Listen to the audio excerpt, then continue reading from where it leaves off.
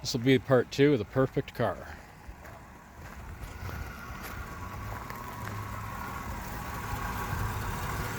A little bit of paint chipping. It's just a running 301, nothing fantastic. None of that stuff's missing. Runs quiet. No significant rust. A little bit of paint peeling. A little bit of paint peeling off the roof. Little rust right there. Nice car, no holes in the floors. Trunk lid's nice. There's your door bottoms. That's got to be cleaned and basically reconditioned. You're gonna get the new aluminum sills. Front seats need to be recovered. The dash is nice, but one little crack up on top. Some minor wear and tear. So why is this the perfect car?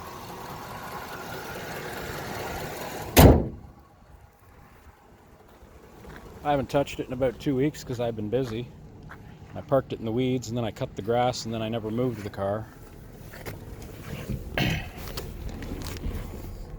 This is a 1979 Firebird Esprit. Hey, check it out, got a little Pioneer in there, that's cool. So it has the clock, which I think the fuse is pulled, but it's got all gauges as opposed to, you know, not gauges. Wonder if we can catch that better with the light.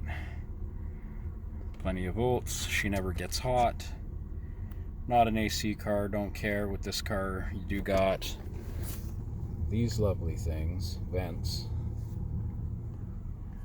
There's your wiper thing, your headlight switch. Like, everything is really simple on this. It doesn't have the foot thing at high-low is right there. Yeah, so it's kind of, I don't know if it's kind of a half-ass rally dash, but you got your speedometer, and then this is your, there you go, oil and water. There's your seats. They're very comfortable. But the outer edge of the shoulder on that side's a little wore, like the one I showed.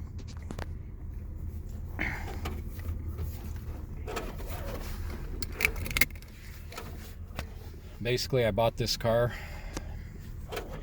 2018. It was a couple $1,000. I think I paid like 3,500 Canadian.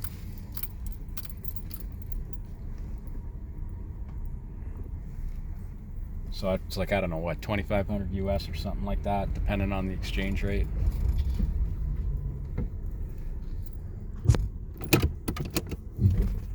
And you got to go a little further than the drive to put it back in drive, so there's probably some stretch in the cable.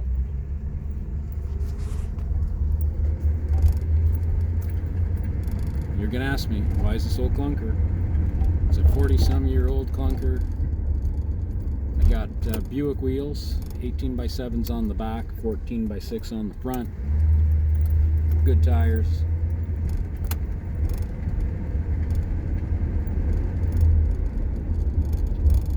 Now, this isn't the nicest car I own. It's not the most expensive car I own. So I bought it for, I believe it was about 3,500 bucks I paid for the car.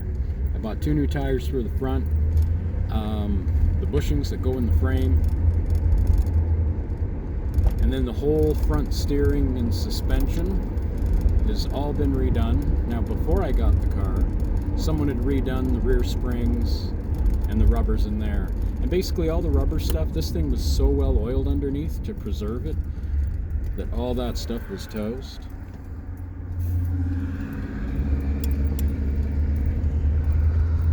There goes a Firebird. That's cool. You don't see too many Firebirds. Look like a mid-80s.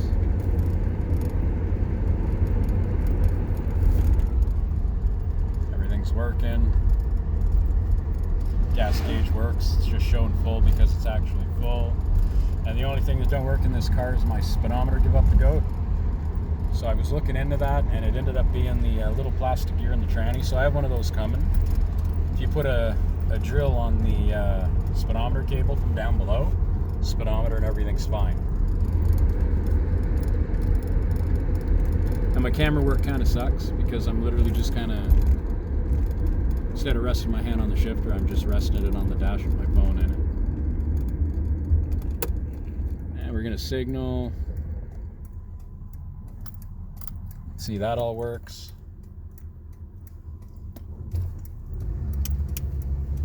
And we'll pull out on the old Highway 60 out here.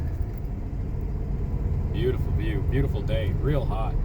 I've had a bad head cold for the last couple days. I just started feeling a little better this afternoon.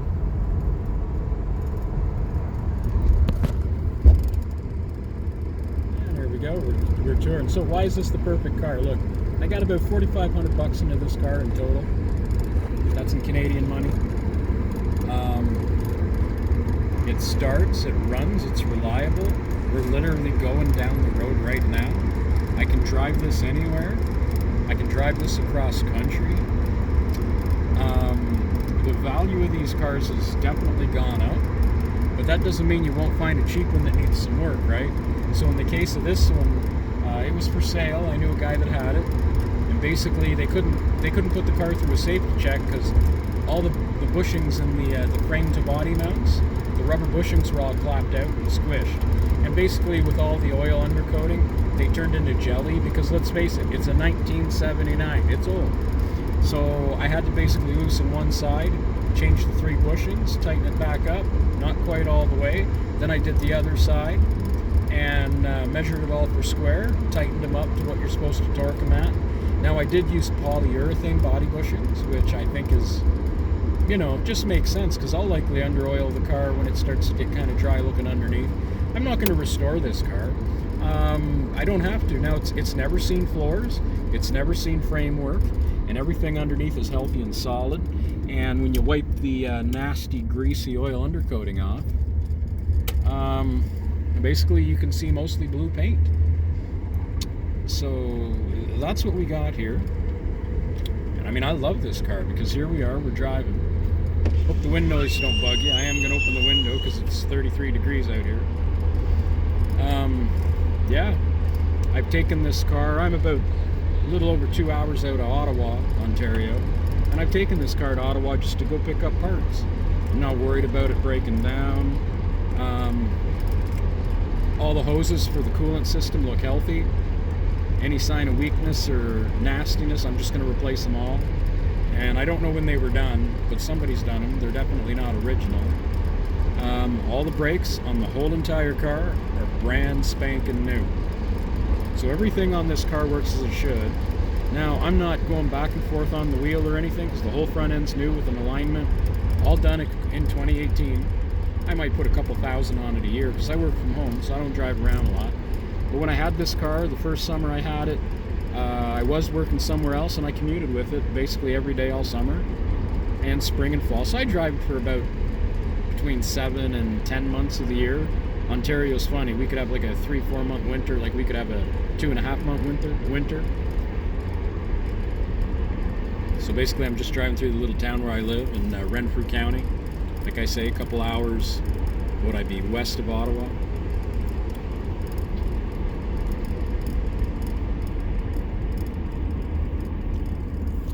And the town I live in is home of the beaver tails. Check that out. So we always have those available.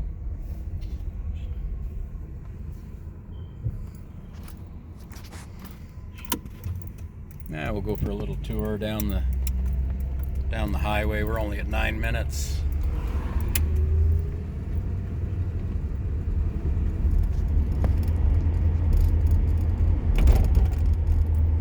Now the town I live in is pretty small. I just sort of live on a little road. It's in town, but kind of on the outer edge of town.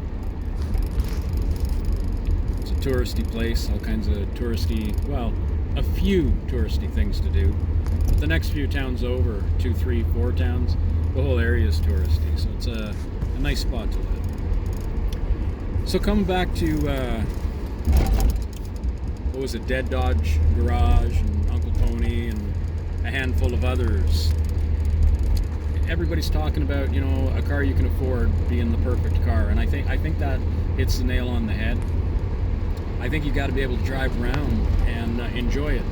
Now, I hope I don't get it in the comments, and if I do, I don't really care, but you know, a lot of people see this car and they'll walk around and go, what a beautiful car. Why don't you put a 400 in it, or a big block? Now, I do have a 455 lined up for this car. It's just sitting in wait, but I don't want to tear this car apart. And I gotta say, Uncle Tony says this in a video he did a few days ago, and it makes sense. And here's the thing, if I tear it apart and I'm working on other people's stuff and all the other projects I got going on, I don't know how quick it'll go back together should I run into any issues. Now, this is a 301 small V8, nothing fancy, but it definitely runs and drives really, really well. Transmission shifts like a champ. There's about 77,000 original kilometers on this car. No wear, you can see on the brake pedal, which is hard to see because he's got some aftermarket stuff on there to look cool, which I just haven't bothered taking off. I'd rather have it stock, but it's fine. Car works good, all the stuff works. You know, now when I first got it, the first day I had it, it ran really, really good, but the first time I drove it, I noticed I had some, a little bit of ticking coming out of the engine, and right away I'm like, yeah, it sounds like lifters, and I thought I might have to change those. But the car had been last plated in 2012, but I was told it hadn't really been driven since 2010, and I was working on it in the summer of 2018 when I put it back on the road. So an old mechanic said to me, he goes, well, if it's been sitting a lot with low mileage, he goes, it could be a little gummed up. And I did change the oil, and it sounded like 3 or 4 places were ticking. But after changing the oil, driving it around for a bit, it seemed like only one place was ticking a little bit. So we poured about half a quart of transmission oil in with the oil, ran it for about half an hour. I dumped that out, put clean oil in it again, and then a month later I changed the oil again just to make sure. This car has never ticked since. Now, I'm not saying it fixed it instantly, but it might have got all the nasty, grimy crap out. Now, I did pull the valve covers and I had a look. Like, it wasn't all full of sludge and dirt nastiness. But, you know, there was just enough stickiness in there that the lifters were a little bit sticky. But, hey, we're out on the open road. We're driving around. We're having a good time. Like, if I go shopping, like, I've had some burly, nasty hot rod vehicles. You know, you take your kids, your girlfriend, your wife. They don't like it. They're hot, they're nasty, they break down. But this, you know, my better half jumps in this car. We go do grocery shopping. She shakes her head because it has a tiny little trunk. Now, I don't go too far out of town, and when I do, I throw a spare in the back. But when I go shopping and stuff, we're talking a half an hour from my house, so I don't even bother running a spare. I do have Haggerty, so I guess you get a free tow or something. So I mean, if I, you know, get a flat tire, I'll just park the car, get a ride home, and have it towed home later. It's not the end of the world. I mean, I run good tires, so it should be fine anyway, but, you know, if I'm going to go on a 2-3 hour trip, I do have a spare I can throw in the back. So the perfect car, what is the perfect car? To me, this is the perfect car. And the reason it's a perfect car, I can get in it, I can drive it. If someone in a parking lot puts a little door ding in it, I mean, I'm going to be upset, but I'm not going to be furious. It just gives me an excuse to paint it down the road. Now, it just so happens, I don't think I can recall any dents on this car whatsoever. The body is really straight and smooth. And again, so today this car might be, I don't know, the shape I got it in. If you found something like that now, I'm going to take a guess at maybe 7,000, maybe less. Less if you're down in the States for sure. But listen, if you buy a half-decent used 15, 20-year-old Corolla, that's what you're going to pay for it anyway, right?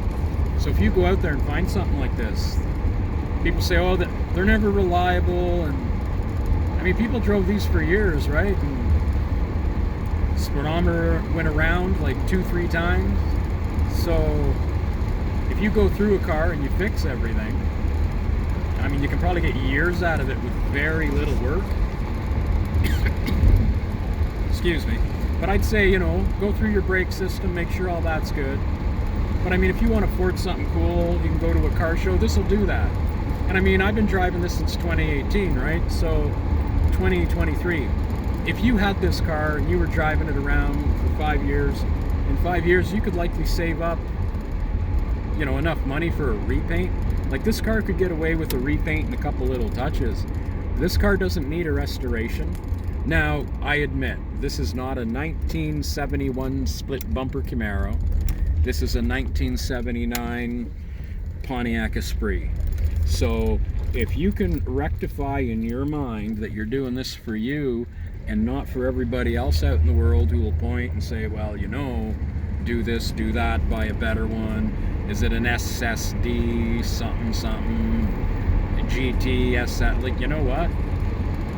There's a lot of guys with a lot of nice shiny cars that never leave the garage. I can afford to drive this car. Haggerty insurance is fairly inexpensive.